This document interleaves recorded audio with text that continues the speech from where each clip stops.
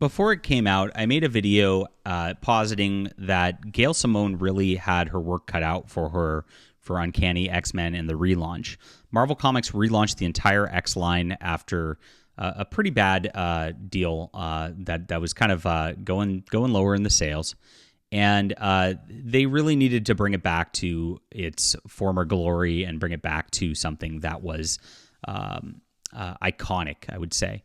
And so they did this From the Ashes relaunch, and people were a little concerned about it from the start because of some comments that Tom Brevoort made regarding, inserting politics into things. And Gail Simone was chosen as the writer. And now a lot of people, of course, went, oh, gosh, this is going to be very, very political. And I was one of the few on YouTube who actually said, gosh, I don't think so. I think Gail is deft enough to kind of play this right, and I think she's going to bring them back to their iconic state, if anything. And I think I was proven correct. So I just finished reading this. My copy finally came in. I'm a little late on the review here, guys, but it's possible, just based on the first issue so far. We have a long way to go. It's possible Gail Simone is saving the X-Men. Believe it or not. Yes.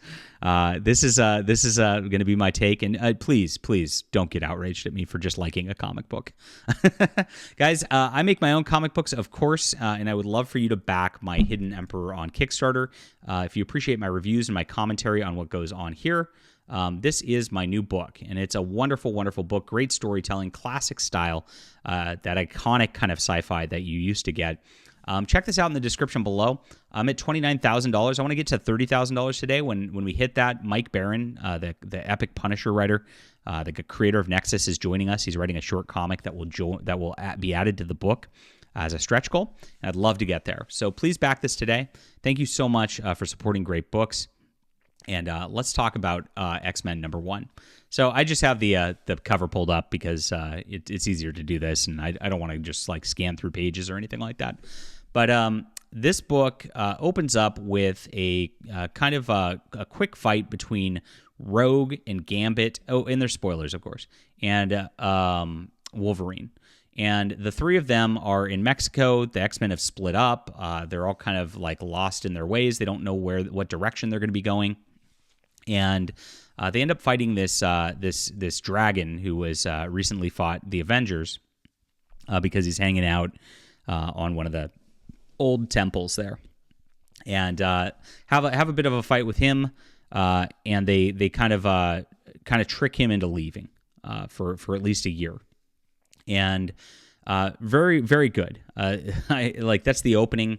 There's this mutant called Fawn who is getting kidnapped by some people and looks like there's trouble.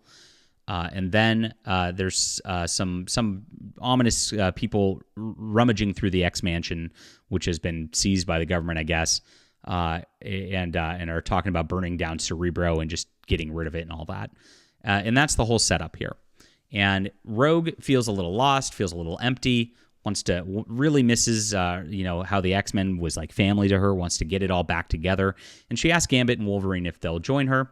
And they say yes, of course. And the characterizations Gail did were so good. I mean, she really nailed it. The issue was mostly done from Rogue's perspective, so you really get inside of her head. And this is something I don't see in a lot of team books. Most team books really take a bigger outside view, a top-down view, where you don't get into the character so much.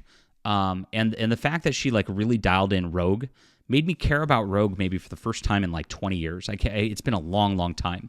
But I remember back in the day in the 90s, like with the whole like Rogue, like she can't touch anybody. Will they, won't they? Is Gambit going to risk it just because he loves her so much? That vibe that was going on and actually like was such a internal struggle for Rogue. Having this internal struggle with like I'm missing life without the X-Men really brought that back, and it felt really right. She nailed the voice of Rogue as a character. And then with Gambit, nailed the voice of Gambit. Again, a character just I haven't really thought about or connected with in probably 20 years. And got him really, really well done on there. Nailed the voice of Logan and his little cantankerous grumpiness, but still having a tender heart despite all of that. it worked really, really well. And I loved seeing those three characters. Now, there wasn't really, you see the cover of the rest of the team. They're not really involved yet. Rogue's made some phone calls to try to get some of the team back together. It's unclear how they're going to get funded or what exactly they're going to do. But as they talk about getting back together, that's when they get approached by Fawn asking for help, and then it's a cliffhanger for the next issue. Another element of this is they visit a dying child in a hospital, like as like a Make-A-Wish thing. I've seen this actually done in comics a lot lately. Tom King did that in Wonder Woman, and that one didn't go so well. This one went very well, and really just added to the humanity of the characters through this, as the kid had a problem, and it caused a problem for Rogue, as it's Gail's leaving us the question as whether that touch element is going to be coming back and causing a problem for her once more. So that's the overall arc. Like I said, the character work was fantastic. I love starting it with the X-Men broken up. Are we going to get back together? Who's going to actually join us? That feels like a really good start for a first issue, because you have some team assembling to do. You have character motivations to get through. You have characters trying to find themselves, which feels really good. Like I said, that very deep character work and just hit it out of the park on this. The art was fantastic too. I can't remember who's the artist name on this. It's David Marquez, and he he's got like a soft look to what he does, a little bit, and the interiors look exactly like this, which is great. And I think that works really well for Rogue. I think it works really well for Jubilee there too. And yet he absolutely solid. I love the coloring work too, and colorists never really get much credit. I don't even think the colorist is mentioned on here. They don't.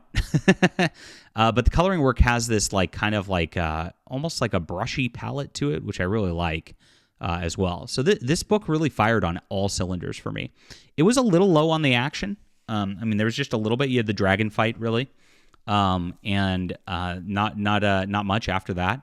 But with the amount of character work that was done with it, I kind of forgave that because it worked well on that level, and got me hooked on really caring about Rogue more than anybody else is where it was. And this is a solid start. This is a great first issue. Gail and Dave here did wonderful. This is a 10 out of 10. It really is. I've seen some reviews just saying that it's good, not great, whatever. I don't think they really understand the depth of the character work that was done here from a professional writing perspective, because it was really, really, really top notch. She might just be saving X-Men, guys. So like I said, don't hate the messenger. I just liked a comic book.